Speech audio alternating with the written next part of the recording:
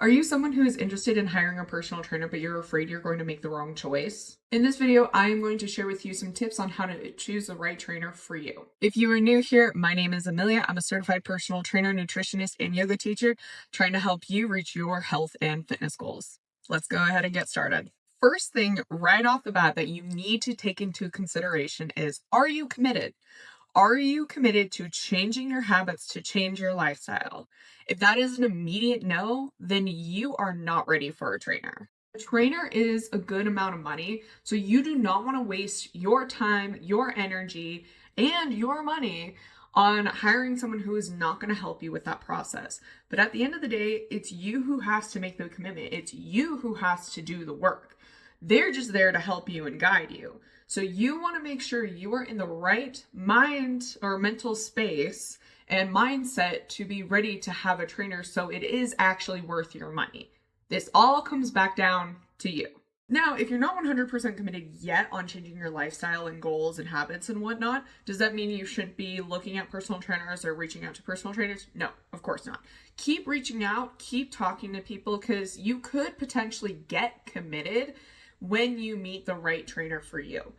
But overall, you still need to change that mindset in your head to get to the point of, I'm in this. This takes a while. This is not just one quick situation. You're not just going to reach your goal in a month. But you need to make sure you are 100% committed before you start paying for that trainer. Now, after we've decided that we are 100% committed, now you need to clarify your goal. A lot of people choose their trainer before they can themselves define the goal that they actually want to stick to. This leads to poor matches, frustration, and overall just a waste of your money. Here are some examples of goals that you could talk to a personal trainer about. Fat loss, general fat loss versus clinical obesity. Make sure if you are on the side of clinical obesity, the trainer is certified in that expertise.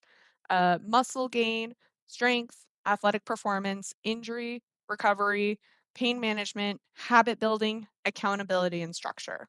Also, just something to keep in mind, just because a trainer looks good and has really excellent aesthetics does not mean that trainer is qualified to work with certain clients. That being obese clients, clients that need more medical attention, or even beginners in the gym. Make sure whatever that trainer's specialty aligns with your goals. So then there's no frustration. Tip number 3, understanding there's different types of trainers. A certified personal trainer is a broad category of what actually entails of being a trainer. Make sure you are understanding what type of trainer you are talking to or wanting to hire. A couple examples include A general fitness trainer usually works with healthy adults, focuses on general strength and conditioning for client lifestyles. A weight loss coach can be an obesity specific weight loss coach or just weight loss in general. Behavior change coach focuses primarily on habits, compliance, and sustainability of the program and general fitness overall. Strength and performance coach emphasize on progressive overload and athletic metrics. Corrective post rehab trainer works alongside medical guidance, and an online coach mostly focuses on programming and accountability and not hands on correction. keep in mind there is no best trainer, there's only the best trainer for you. Number 4, credentials matter. Credentials matter. You want to make sure your trainer is educated, up to date on their information, and overall just know what they are doing. Things to look for. Number one, nationally recognized certifications, NASM, ACE, ISSA, etc. If you can't tell whether their certification is not nationally recognized, you can head over to the website to learn more about where they got their certification. Second is their continuing education, making sure they didn't get their certification 10 years ago and never stayed up to date on that information. Last thing to look for is experience, how long they have been training for, and what type of clients they have trained. What to be cautious of is no certifications at all. You should always ask the trainer you're about to hire about their education and what certifications they have. If a trainer feels uncomfortable answering this question, that is a huge red flag. Second thing to be cautious of, only social media credibility. Keep in mind, a lot of online personal trainers are not actually certified. Definitely ask for proof of credentials. Last thing to watch out for, one size fits all programs.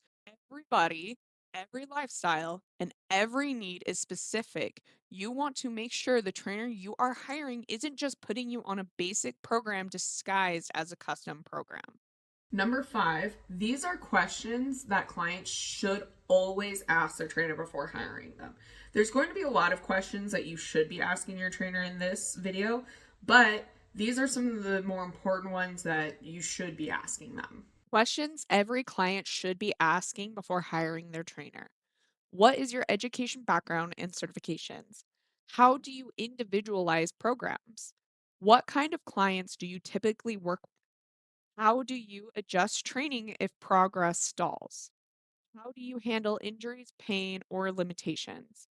And what kind of support do I get outside of sessions? Red flag responses you should be wary about is dismissive answers about pain or limitations, 100% guarantees, overemphasis on motivation instead of systems, shaming or blaming language.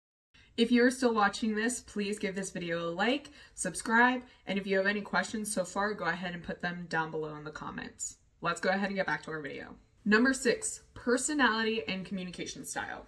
These are very underestimated when hiring a trainer, but they are very important. Energy always matters, and you want to get along with someone who you trust. You want to understand what type of training communication style you want.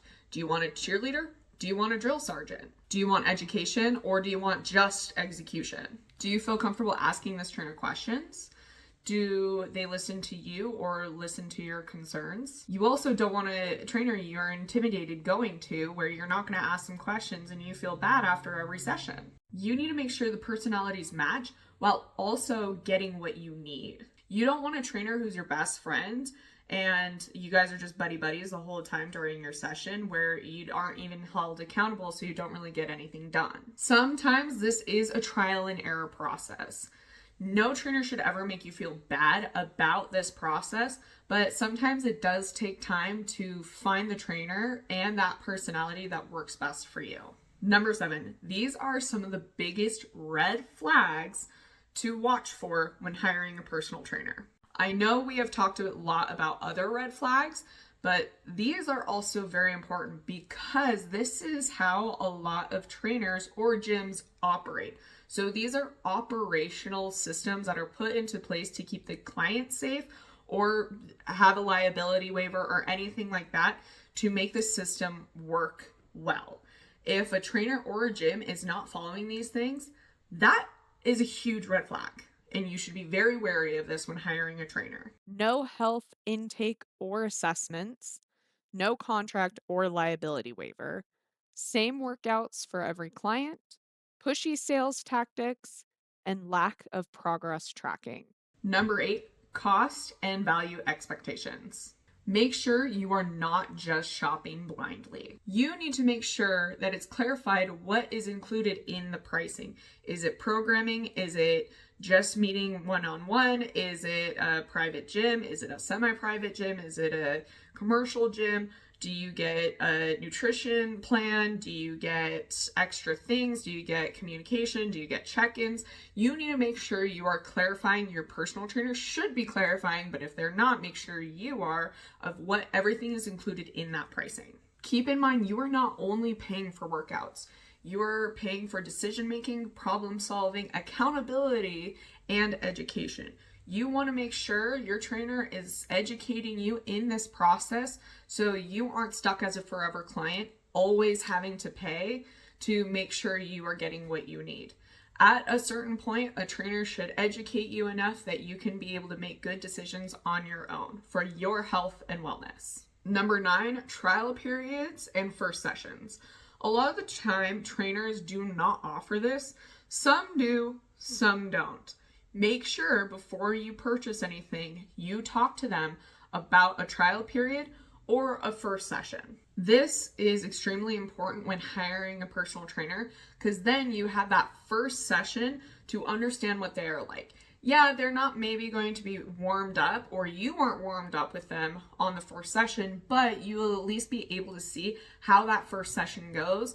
Do they educate well? Do they explain things well? Can you ask them questions? And just have a trial run with this trainer, especially before making a big purchase like a monthly subscription or a session plan or a session package deal. You need to also make sure, if it's not clarified, what their refund or cancellation procedure is.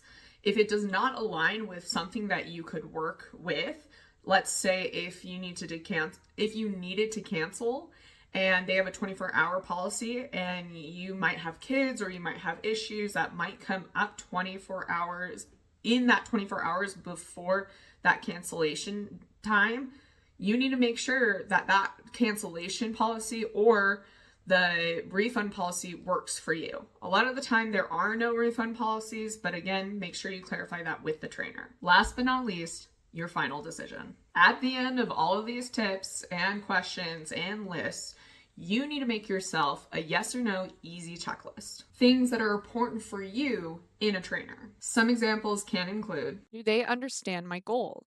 Are they educated in my specific needs? Do I like their training style? Do I feel heard? Do they explain the why? Do I trust them? at the end of the day, a trainer is not a magic wizard who can just wave their wand and get you to where you want to be. Working with a trainer is a process, and health takes time. And you want to make sure you trust the person you are putting your health and wellness into. But you are the one to make it happen, not them. They're just there to guide you. A trainer should not make you need them. They should be educating you and giving you encouragement to make the best decisions for your health, so one day you do not need them.